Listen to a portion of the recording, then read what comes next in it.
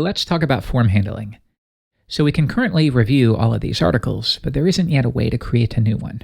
All right, let's apply some of what we learned in the previous episode. So, a couple things. First, we could say, following that convention, if the user visits /articles/create, we will reference an articles controller and an action called create. Okay, but a quick little note here. If I come back and we visit articles/create, we're going to get an error, but not the kind we expected. Notice that it's actually trying to load the show method of articles controller. Here, I'll show you. If we go to articles controller and we say die hello, refresh, and sure enough, we get hello. So what's going on here? Why is it calling the show method? If I switch back to the routes file, that's because order matters. So in this case, articles/a wildcard, anything, is actually taking precedence over this one below it. So let's make sure we put this above it. Now, if I come back, we'll get a different error, and this is what we expect. It's letting you know, hey, there is no create method on the articles controller. All right, let's go to that. Add a new one here. And again, if we're following conventions, we'll return a view called articles.create. All right, that's our next step. So let's go into the resources views directory, and I'll add a new one here. create.blade.php, and I'll use a little snippet here for our blade section. And then we'll create our wrapper here. We'll give this a class of container, and then new article. All right, so if we review this in the browser, here's what we get. Okay, so let's construct our form. Now, writing the HTML for a form is actually a bit of a pain, especially for screencasts. So I'm going to use some snippets here to speed us up. If we're creating a new article, I need a title. I also need a excerpt, so that'll be a text area. What else? Let's go back to Table Plus. The title, the excerpt, and then of course the full body. Like so. All right, so I'll let you take a look at that. Pretty standard fare. Finally, I just need a submit button. So we'll add that now, and let's get rid of cancel. And we get something like that. Okay, so if I view this in the browser, we get this ugly looking form here. However, you'll see my snippets include classes for the Bulma CSS framework. Don't worry, you don't need to know anything about it. It just makes it a little bit prettier when I show you these examples. So I will pull that in here. And now if I come back and refresh, it'll probably change a little bit. Yeah, and that's okay. It still looks good. A bit easier on the eyes. Finally, we just need to patch up that heading there. All right, let's go back. With Bulma, I believe it's has. It's been a while since I've used this. Has text weight bold. Is that right? Yep. And then is size 4. All right, good enough. So now think about it. If we fill out this form and we submit it, where should it go? Well, think about the previous episode. If we're following a RESTful convention, we are creating a new resource, right? And we would use a post request for that. So listen for a post request to /articles, and that would hit an articles controller and a store method. Again, we're following basic conventions here. So let's create that, add a new store method, and all I'm going to do here is die and say hello. Again, just to make sure we're hitting that method. So if we switch back to our create view, we now know that the method is post and the action is /articles. Okay, let's give it a shot. So we'll fill out a bunch of gibberish here, submit, but we get a 419. And especially when you're first learning the framework, I think we could do a better job of explaining why you're seeing this here.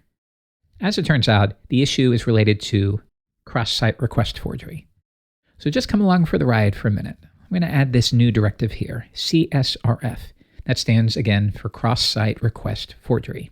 So if we come back and we give this another try, there we go. Now we've made a post request to that endpoint. Now I'm going to dedicate a whole lesson to cross-site request forgery, but until then, do note that when you add that CSRF directive, it's expanding essentially to this: a hidden input with a name of token and a value of a unique string that will then be verified on your server. And this effectively protects you from malicious users on other servers faking form requests on your server. And again, we'll talk about that quite a bit more in a future episode. So now, to finish up this lesson, what should we do here? Well, if I go back to Articles Controller, the store method is responsible for persisting the new resource or article. But how do we fetch that request data? Well, we've already learned it's in the request helper. So let's just dump request and give me everything in the request. Okay, if we submit it again, here's what we get. All right, well, we have everything we need, so let's throw it into the database. Now we're going to do this the long way one more time, and then I'll show you some more simple approaches. So I will instantiate a new article. We'll set the title. And now we can access any of these values by, again, using the request helper and then the name of the key. So in this case, title. Let's do it 2 more times. So we need the excerpt. And again, this is kind of the long form way. There is a cleaner way to go about it, and I'll show you that soon. All right, so we've created a new article. We filled it with the data you provided in the form. The only remaining step is to persist it. So we'll say article, save. And then finally, where do we redirect? Well, let's return a redirect anywhere we want. We could go back to the home page, or how about the article's overview page? Let's give it a shot. So we'll come back, refresh, and we'll say my new article, and I'll paste in some gibberish here. Submit. All right, and there it is. Now, if you take a look, it does look like when I pulled in that Bulma CDN, it interfered a bit too much for my liking. So let's do this real quick. In fact, this is a good learning experience. Sometimes you want to pull in a script or a style sheet only for one view, not for everything. Here's how you could do that. What if in my head section, I simply yield head?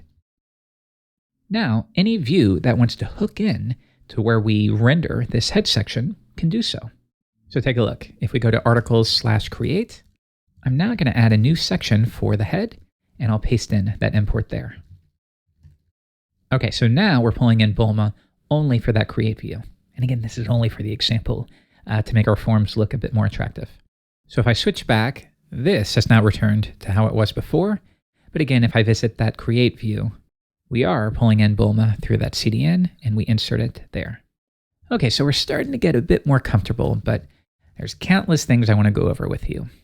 First, what about validation? Shouldn't we have some level of protection there to ensure that you're not sending through gibberish in the request? Absolutely. Second, is there a way to clean this up? Right now, we have to create, 5 lines just to add a new article? Is there a more succinct way? And the answer is yes. So we need to clean that up.